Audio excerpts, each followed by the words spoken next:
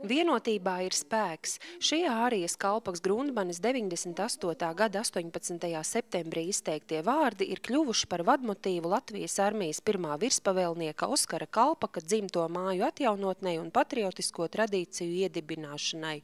Viena no šīm tradīcijām ir karoga svētki, kas Madonas novada Ošupes pagasta Liepsalās šogad notika jau 11. reizi un norisinājās Latvijas armijas 90. gadadienas zīmē. Šī ir viena no vietām Latvijā, kur varētu teikt, zināmā mērā ir sākusi rasties Latvijas valsts vēsture, ir dzimis viens no Latvijas valsts tā laika, tālo gadu cilvēkiem, kas bija ļoti aktīvi iesaistīts Latvijas dibināšanā. Karoga svētki allaži ir bijusi īpaša atceres un tajā pat laikā arī svētku diena ne tikai Ošupes pagastam, bet arī valsts bruņotajiem spēkiem.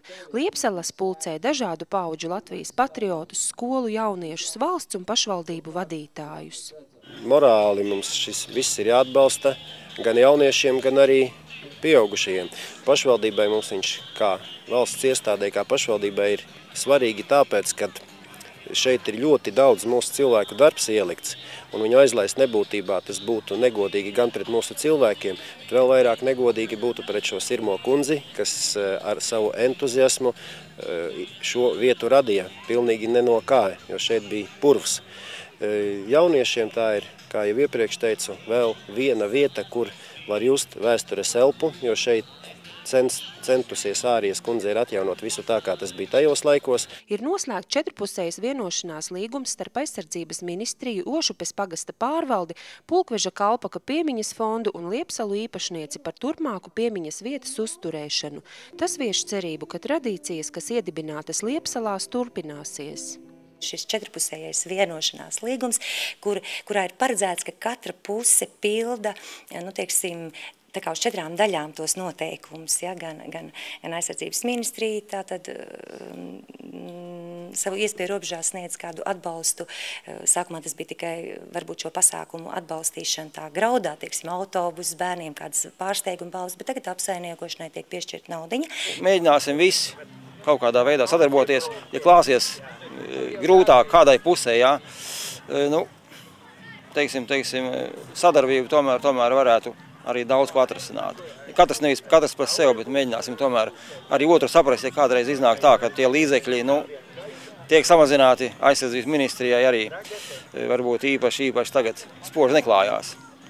Bet es ceru, ka šī vieta vienkārši nedrīkst tā palikt aizmirstībā. Pašvaldības vadītāji uzskata, ka Liepsalām ir jāturpina attīstīties kā vietai, kas veido jauniešu izpratni par patriotismu, rada cieņu pret tautas vēsturi. Pirmkārt jau ir svarīgi saglabāt mūsu vēsturi. Jā, un Oskars Kalpaks, tā ir vēsturiska spēcīga personība, kas būtībā ļoti lielu lomu nospēlēja pie Latvijas valsts tapšanas. Un faktiski šīs vietas šeit Liepsalās, tāpat arī Airītes, jāsaglabā kā piemiņas vietas, un lai arī kādi laiki būtu, lai cik grūti finansiāli būtu, tad tomēr jāsakoncentrē spēki, izdoma un arī finanses, gan no pašvaldības puses, gan arī no aizsardzības ministrijas puses. Un ļoti patīkami ir tas, ka ir laba sadarbība ar pašreizējo Liepsalu īpašniekiem.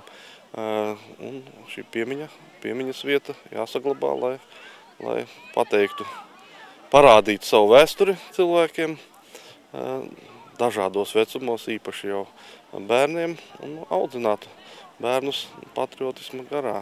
No Oskara Kalpaka Liepsalām līdz NATO arī tā varētu dēvēt Latvijas armijas ceļu līdz mūsdienām.